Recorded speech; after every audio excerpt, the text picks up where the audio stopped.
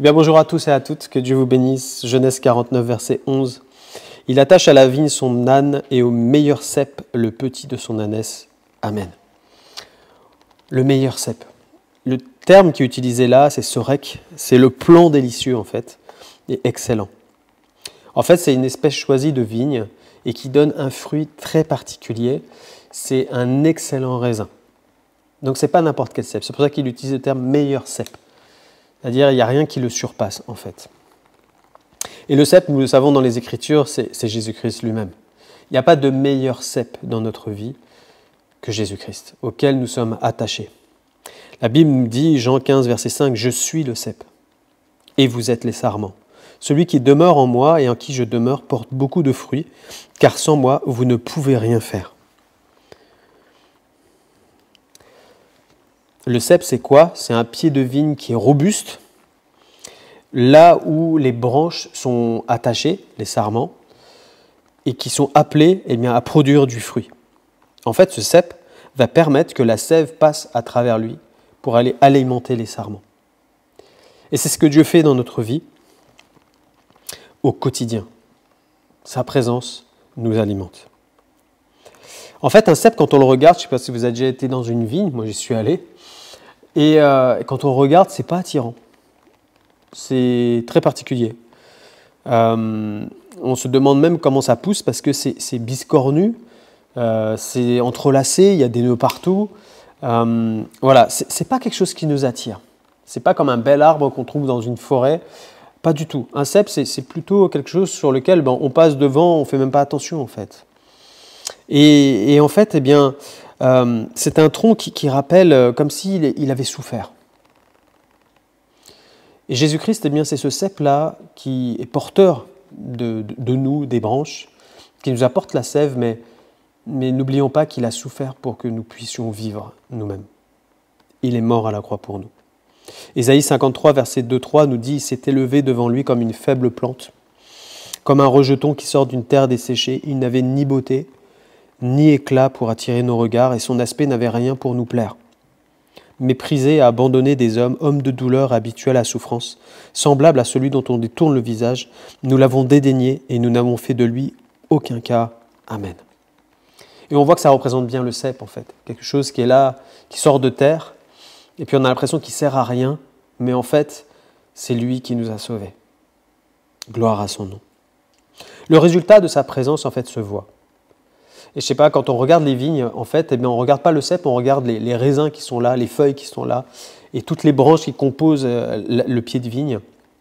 Et le cep, il est comme caché à l'intérieur, en fait. Et ce qu'on voit, c'est le fruit qui en ressort.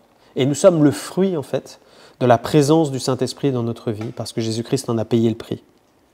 Ésaïe 53, 10, « Après avoir livré sa vie en sacrifice pour le péché, il verra une postérité et prolongera ses jours, et l'œuvre de l'Éternel prospérera entre ses mains. Amen. » Nous sommes issus de Jésus-Christ, et c'est lui, en fait, qui nous donne cette prospérité.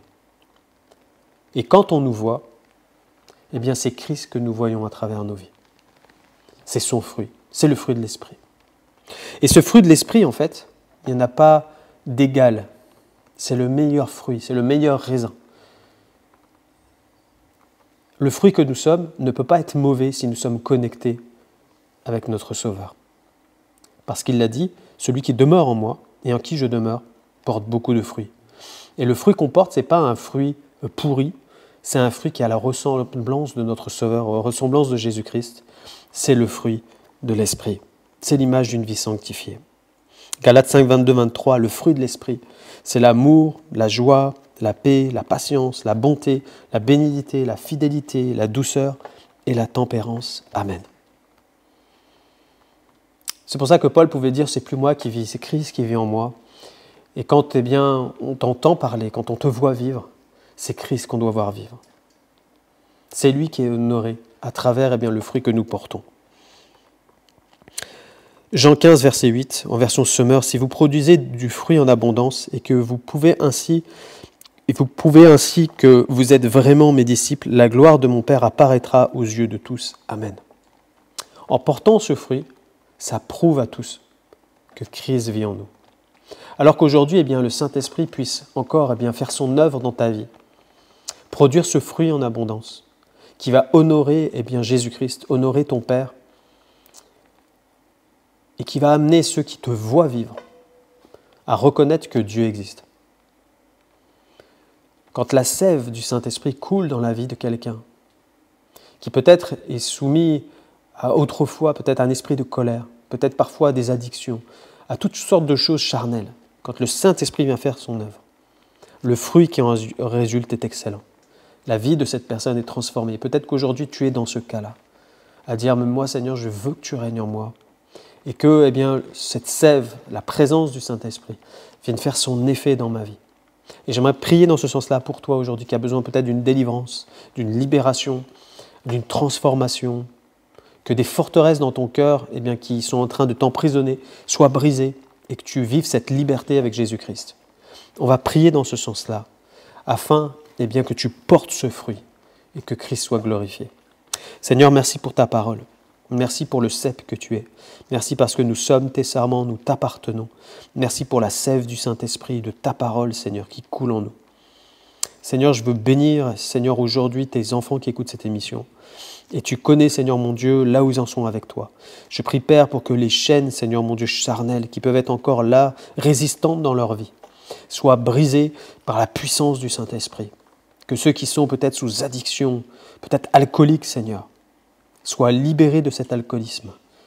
Que ceux qui peut-être sont liés par tout un système de drogue, Seigneur, soient libérés dans le nom de Jésus. Père, merci de purifier le cœur de tes enfants et que le fruit de l'Esprit prenne toute sa dimension. Merci Seigneur, parce qu'il n'y a pas de chose trop grande pour toi et tu peux tout changer. J'ai confiance en toi et je prie Seigneur pour qu'il y ait l'action puissante de ton Esprit à travers ce que tes enfants ont écouté aujourd'hui. Merci Seigneur pour ce que tu fais. Gloire à toi Jésus. Amen. Que Dieu vous bénisse. On se retrouve la semaine prochaine.